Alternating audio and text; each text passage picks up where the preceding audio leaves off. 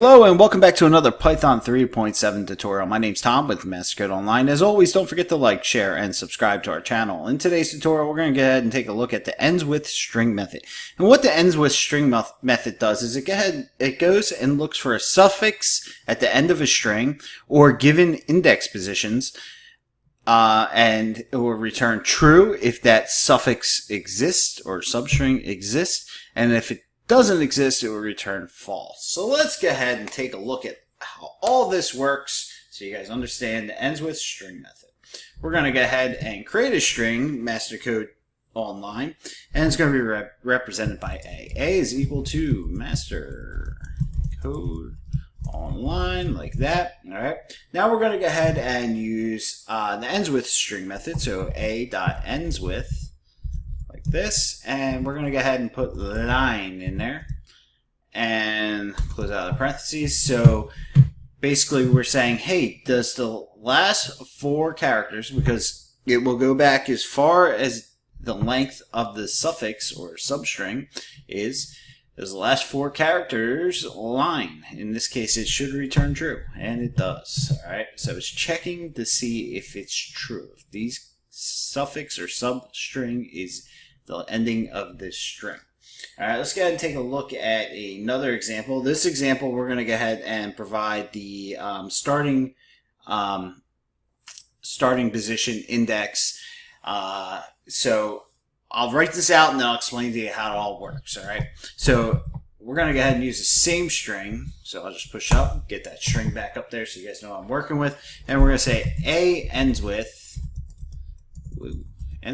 and then we're going to use TER. All right, so we want to check if TER ends at the end of the third index. All right, so we're going to start at a starting point of the third index position, and we'll close out our parentheses. Now, this is going to return false because we're going to say, hey, 0, 1, 2, 3. All right, so we're starting here. But how the Endswith string method actually works is you provide a starting point. It's going to go ahead and look from our starting point all the way to the end of the string, because the end index position, which is the third argument in this method, defaults to the end of the string. All right, so we hit return and it says false. Okay, how about we add a end index here in this third argument here so we can get TER. All right, so let's go ahead and take a look at that. We'll do A.Endswith like this, and TER, and then comma, and then 3, and then 6. So how's this work? We're going to 0, 1, 2, 3. That's our starting point. That's where we want to start checking for the suffix.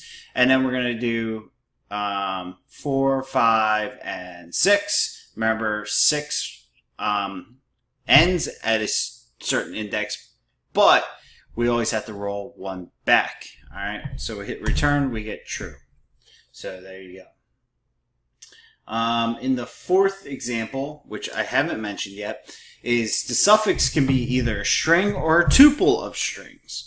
Now, if we use a tuple, if any of those suffixes or substrings in the tuple match, it will return true. If none of them match, then it returns false. So let's take a look at that. We'll just use the MasterCode Online string again, and we're going to say A.Endswith this, and we're going to pass a tuple. And you guys haven't seen tuple yet, so tuple's in parentheses, and we're going to pass in suffixes. So I'll just say dog, comma, cat.